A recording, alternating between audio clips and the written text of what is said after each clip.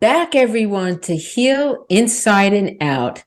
And I am truly excited about this episode. This is this episode is actually going to bring us some joy. Yay. I'm just going to leave it at that. Okay. And I have a question. And the question is, do we play enough? Nope. And I love it. Nope. Nope. That's it. Maggie said no. End of conversation. No. That's a wrap. No. All right. So since you said nope so fast, what does play mean? And why is it important? Well, I feel like play is something, I probably make it bigger than it is, but it really is just creating an experience, big or small, that brings me joy or makes me feel silly or makes me feel young again. And I feel like it's important because it fills our cup. Like it really helps to re-energize ourselves versus all of the seriousness and responsibility focus and achieving focus that we typically have throughout our days. It really shifts and gets us focused on just something fun. And I do feel like it does fill our cup. What about you? I'm sitting here ready to burst. And the reason why is because as you were talking, I was picturing we have adult children. And I'm going back to when the kids were like 2, 3, 4 years old. You can give them a box. And what did they do with this box? They played with this box. They drew on the box. They turned the box upside down. They were in the box. They played hide and go seek in the box. And nothing, and they never worried about anything.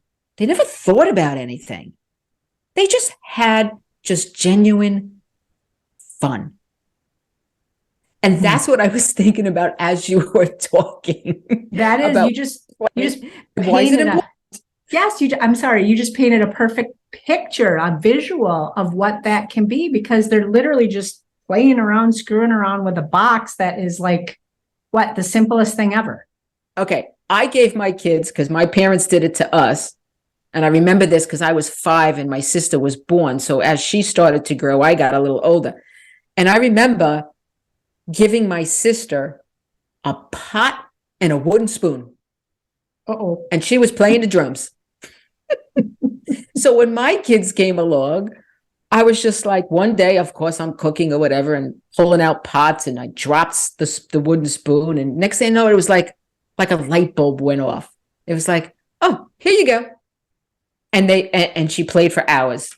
I mean, yes, it was loud and noisy and whatnot, but it was just, it brings me back to that. And my question is, why can't we be that inner child again? Why can't we have that free-spirited fun time? Why can't we? What stops us? What holds us back from that? Well, I know exactly what holds me back from it. Okay. And for me, I feel like there was a point in my life I just stopped playing. And when I look at that, it was when I became a mom. Mm-hmm. And when I started my career, and I just felt this overwhelming sense of responsibility to take these new roles on and overachieve and overperform and all of that, which you guys have heard me talk about my 4 Ps, right? But I felt like play was a very frivolous thing because it wasn't as important as the roles I needed to play and the people I needed to serve, whether it be, children or husband or parents or siblings or friends, right? So play became frivolous. And it's not that I didn't ever do it, but I took my responsibilities very serious, and I didn't have time. And I'm going to say it. I know that I didn't make the time. So what did it used to look like? What did you do? Well, I loved playing games. I used to always go out dancing. That was like at least a once or twice a week thing. I love dancing.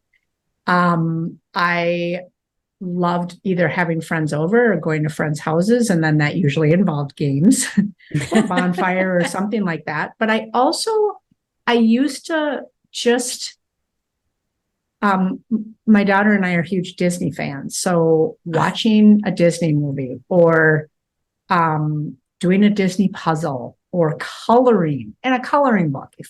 My husband thinks I'm nuts that I get so excited about color crayons. And I'm like, well, you are the box of 8 colors and I am the box of like 128. Like I love my colors. So yeah, that's what I used to do. Okay. So you explained when and how it changed and why it changed by, the responsibility of a mom and the career and all of that. And we are very similar in a lot of ways. And we still are so surprised when one of us says something and it's just like, wait a minute, me too. Yeah. And yes, I used to go out dancing at least 4 to 5 times in a month with my school teacher friends, my firehouse friends. Forget about if I was at a wedding. You couldn't get me off the dance floor. That was it. It started, that was it. Can't get me off of it. And going to the beach and, hiking and being in nature and, just those kinds of things. I made sure I did. Playing out in the rain, like when my kids were growing up too, if it rained and there was puddles outside, I'm playing out in the puddles with them. And, it's just so funny on how when it changed and when we were discussing this, you called it Dina's trifecta. And I love that. And what that is when I hit my 5-year mark after cancer, it was also the time that I moved to a new state. Never moved a day in my life, 56 years in one place.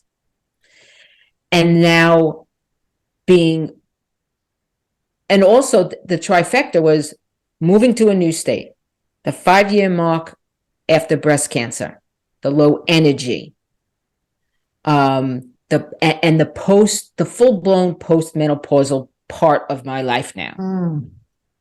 All right. And in other episodes, I talk about that I'm going into my 7th year. I'm celebrating my 7th year in October of 2023. But 2 years ago, and since then, so for the past 2 years, I had no oomph to do anything that I used to do. And I'm finally at this point in my life now where I'm saying, no, I can't have this anymore. I can't keep going like this because that starts to bring me down. And I'm like, wait a minute, why can't I be that kid again? Why not? What is the part of children's thought process and how they don't fear anything and how their imaginations are they run wild. And as adults, we were like, no, we can't be like that. Why? Why not? Why? Exactly. And when you think of your trifecta, did you lose that playfulness more because of like all the change? Obviously, was it more because of an energy thing or more because of a time thing or both? Oh, it's the trifecta. It's all of it. That's the best way I can put it. It's all of it. And when it's snow, I call it the snowball effect because it's been 2 years, and that little snowball 2 years ago just started to get bigger as the days and the months and the 2 years have gone by. That snowball is now a, huge, massive snowball, let's say, for an example, as for a visual. And I just want to throw that snowball, break it all up, and say, go back to doing some playful things. And I'm starting to. I don't want our listeners and our audience to think that just because we're stuck in this part right now, or this moment right now, that we can't get ourselves out of it, because we can. We have to think back. What did we like to do? Or what is that one new thing you want to do? Like pickleball. Okay. I'm glad you mentioned pickleball. I live in a community that has a golf course, pickleball courts, tennis courts, a bocce ball court. And I decided, I want to say a few months ago, that I bought everything. Golf clubs, new tennis rackets, pickleball rackets, bocce ball set, and a golf cart. You are ready. I am ready. And my husband and I both have started to do more playful things. And these playful things, like you were talking about being so frivolous. Yeah. If I said that word correctly, because when I think about those kinds of words, I don't say them very well. It was perfect. I love doing things that don't cost a dime. I really, truly do. Well, actually, go ahead. No, go ahead. It's just those little things, like going outside. I have a pool. When I'm feeling a little stressed and not so great, and the hormone is like, what's going on with you, Dina? I'll go outside and just put my feet in the water in my pool. Which is ideal play to me. And now I'm thinking I might have to move to another state by you in order to come and enjoy play in your pool. But yeah, it doesn't have to be things that cost a lot. It doesn't have to be big experiences that take a lot of planning or a lot of time. It can be the simplest of things. Right. It doesn't have to be this big extravaganza kind of thing. It doesn't have to be a trip to Europe or a cruise people do that. Don't get me wrong. That's fantastic. But it's also the simple things. I don't think we go back enough or far enough to our childhood and realize the simple things. I agree. And I will say that I go so far as now I'm struggling, and I'm looking for and trying to reflect more on what play can I bring back in my life, because not only do I not give myself the time for it, but I don't count it if it's not, I'm doing air quotes, correct. Well, what is correct? There is no correct, right? So sometimes I just don't count when I am actually playing. And so I'm even hard on myself in that aspect of play, which makes no sense, right? So I'm working through some of that struggle. But you said something interesting, Dina, that for me, this cancer journey is what called my attention to the lack of play. And now I'm on a mission. I want to play. Yep. It's true. It's so true, because, you said you love to play games. Now, I like to play games, but my better half does not. So I will go. I'll go search people that want to do. Okay. I know it's going to sound crazy, and I'm going to give my age here. I'm going to be 58 years old, but I grew up with a grandmother who loved bingo. Oh, bingo is so fun. I've gone to resorts where they do poolside bingo. Like, okay, I'm in. Kinds of things like that. I truly have my grandmother's bingo cards and these little black chips and the ball that has all the numbers in it. Oh, how fun. It's actually in my storage unit right now. But that's something that's playful. That's something that's, tic-tac-toe. Yes. It's these little things that whatever that is for you that could bring you joy, go for it. Just do it. Just play all in. Say, I'm all in with this. I love that. And my husband doesn't love games either. And so it's finding the stuff, like he loves golfing, and that would be playing for us. So I want to golf more. But what you just brought up too, like bingo, we can go up to the neighborhood place here that we love to go eat and play bingo. We can get the bocce balls out and run them around the yard a little bit. And it's so fun, so easy, so right there and accessible. So this ties back to a mindset thing too. And your big question about why don't we allow ourselves the time to play? We know it's good for us. Exactly. Just the other day, I said to my husband, I said, I'm taking the golf cart out for a spin. This is what I said to him. I'm taking the golf cart out for a spin. Get your sneakers on. Let's go. And he's like, what is with you? I said, I just want to do something a little silly right now. And we're driving around the neighborhood. I'm looking at roof colors. I'm looking at houses, what color they're painted, because I want to do some more work to the house. And it's just like, and I'm playing around like Mario Kart Brothers, or however you say that. And I'm just pretending to be that. Okay, I will. And we laughed and we laughed and we laughed and we laughed. Yeah. Well, I love that. Sounds so fun. And I love how receptive he was. That's great. And I will say, just the other night, you reminded me, we have a hill in our backyard. No, it's not a super steep hill, but it's a hill. I decided, genius, I was going to try to do the somersault, because like somersaults and cartwheels, and that's like another thing I think is so playful and joyful. Well, I didn't get a full-on somersault without injuring myself, but the attempt didn't injure, but made me smile. So it was fun. When you mentioned the hill, my kids, when they were in nursery school, there was a hill, and all the kids would go to the hill and run down the hill, go up the hill, run down the hill.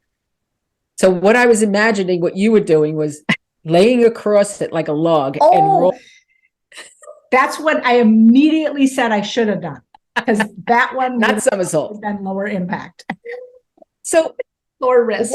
What I'm loving about this episode is see how simple and playful even just our conversation about these things can be. And it could be so uplifting. It could be so positive, and it's just so much fun, because like our last episode was, this journey is shitty. Okay. And the bottom line is what can we do that could be so positive and so playful and so much fun, whether it's something we've done in the past or something we want to try. Love that. So we want to ask our listeners again, we're going to be asking you questions because we want to hear from you. We want to hear what your reactions are. But in this case, we want to know, what does play look like to you? And where do you struggle with it? Where do you struggle with making it happen for yourself? So again, look at the show notes. We've got the link in there to leave us a message, and we can all use help in this area. So please do share. Absolutely. As we always say, Dina, healing truly is inside and out. 100%. Thank you for joining us. We hope you found value in today's episode. And remember to share your real and raw insights with us by going to healinsideandout.com, where you can also find additional information and resources.